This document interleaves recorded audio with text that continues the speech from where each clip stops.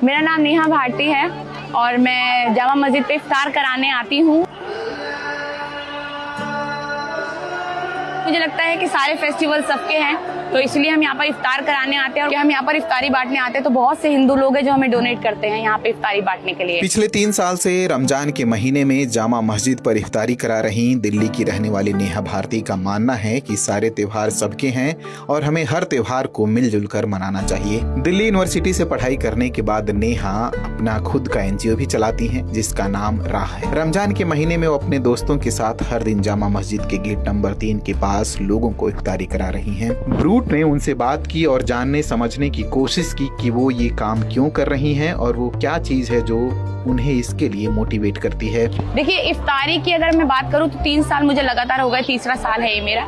और ये चीज़ मेरे दिल में दिमाग में इसलिए आई क्योंकि जब देखा सोशल मीडिया पे हम देखते थे या न्यूज़ में हम देखते थे, काफ़ी सारी चीज़ें हमें दिखती थी जो खराब होती भी दिखती थी, जो हमें लगता था कि नहीं, इसको ठीक करने की ज़रूरत है। हम अकेले नहीं कर सकते, बट हाँ, अकेले भी कुछ कर सकते हैं, ये बात है। तो इसलिए मैं घर से बाहर निकली। मेरे पेरेंट्स ने बोला कि बाहर निकलो, कुछ करो, और हो सकता है कि ज़रा सी मोहब्बत की अगर तुम सीढ़ी पे पैर रखोगे तो क्या पता और भी लोग तुम्हारे पीछे आए, तो करो। तो तभी हमने स्टार्ट कर दिया। फिर उसके बाद काफ़ी लोगों का सहयोग मिला और आज मेरे को बताते हुए बहुत खुशी होती है इस बात को कि हम यहाँ पर इफ्तारी बांटने आते हैं तो बहुत से हिंदू लोग हैं जो हमें डोनेट करते हैं यहाँ पे इफ्तारी बांटने के लिए। बहुत से हिंदू लोगों का भी सहयोग है, ऐसा नहीं है कि सिर्फ मुस्लिम ही कर रहे हैं, क्योंकि रमज़ान है, हिंदू लोग भी बहुत कर रहे हैं, बढ़ चढ़ कर साथ दे रहे हैं।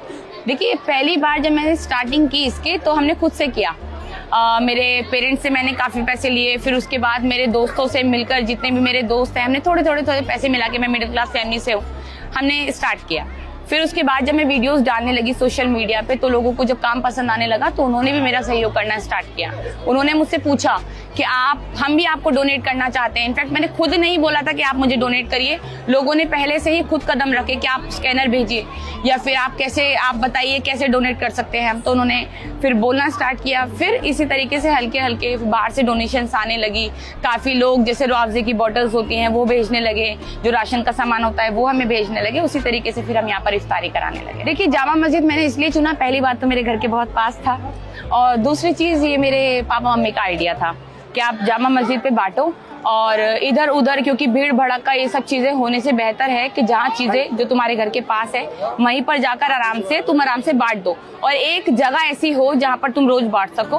तो हमने इसलिए जामा मस्जिद को चुना। और डे 1 का एक्सपीरियंस ऐसा था कि लोग आके पूछ रहे थे मुझसे कि आप मुसलमान हो, क्योंकि मैं शुरू से बिंदी लगाती हूँ, तो मुस्लिम हैं आप। तो जब मैंने उनको बताया कि नहीं, मैं हिंदू हूँ, मैं मुसलमान नहीं हूँ, मैं नॉन मुस्लिम हूँ, तो वो बड़े शॉक्ड थे मुझे सब देखकर। पहला दिन मेरे लिए बहुत शॉकिंग भी रहा सबके लिए, और मेरे लिए एक एक्सपीरियंस रहा कि लोगों को एकदम ऐसा लगा कि मतलब ये लड़की कर रही हो, खासकर लड़की आकर जामा मस्जिद में अगर इस तरह से डोनेट करे कुछ भी, तो लोगों के लिए बहुत शॉकिंग था और अच्छा भी एक्सपीरियंस था वो मेरा।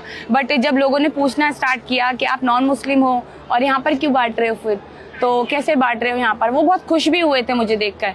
तो इसी तरीके से, बट हाँ, जो भी रहा एक्सपीरियंस शुरू से बहुत अच्छा रहा मेरा यहाँ। पिछली बार ऐसा हुआ था कि मैं इफ्तारी का सामान ही यहाँ पर लेकर आ रही थी, मेरा एक्सीडेंट हो गया, और मेरा एक्सीडेंट हुआ तो मेरे पैर में फ्रैक्चर हो गया और 3 दिन हम लोग नहीं आ पाए, बट मेरी टीम फिर भी आई। बट मैं यहाँ पर शामिल नहीं हो पाई थी, टीम फिर भी आई थी मेरी यहाँ पर। यहाँ पर भीड़ भड़का जब बहुत ज़्यादा हो जाता है तो अच्छी चीज़ें हैं, बट काफ़ी लोग खींचने लगते हैं। वो सब चीज़ें मुझे अक्सर पसंद नहीं आती।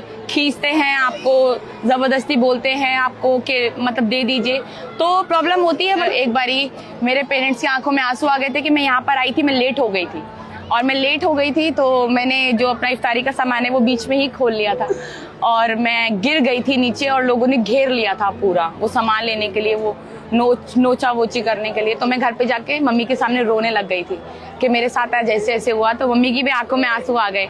वही एक दिन जो मेरे लिए रहा, जो खराब रहा आज तक, वो भी पिछले रमज़ानों में, क्योंकि मैं बहुत लेट हो गई थी, जाम में मैं फंस गई थी।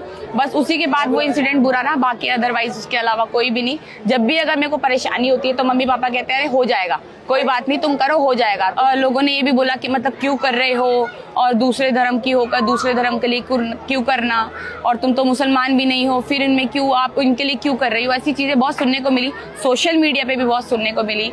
फिर काफ़ी लोगों को ने बोला कि भाई दिखावा है, ये वीडियो बना रहे हैं। देखिए, आप भी दिखावा करिए, हम तो चाहते हैं ऐसा दिखावा सब करे। अगर ये दिखावा ही होता है तो ऐसा दिखावा सब करे तो ज़्यादा बेहतर है। कम से कम आप लोगों में कुछ पहुँचा तो रहे हैं, आप लोगों में खाना पीना जितनी भी चीज़ें हैं, मोहब्बत आप बांट तो रहे हैं, तो आप वो करिए।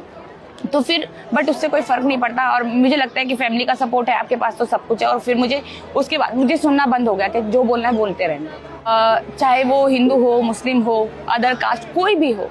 मैं यही कहूँगी कि देखिए, नफरतों से कभी ना कुछ जीता गया है, ना कभी जीता जाएगा। मोहब्बतें ही जो है वो हर चीज़ जीत सकती है, नफरतें हमेशा हारती हैं। और इस बारी भी हमें नफरतों को हराना है, चाहे वो किसी भी तरीके से हो, किसी भी तरफ से हो, चाहे कैसे भी हो। आप नफरतों को, चाहे अपने घर में हो, आप हर तरीके से नफरत को भुलाइए, हर तरीके से नफरत को भूल जाइए।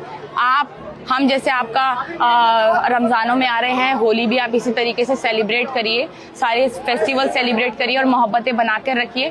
सारे त्यौहार सबके होते हैं, मोहब्बतें जिंदा रहेंगी तभी इंसानियत जिंदा रहेंगी।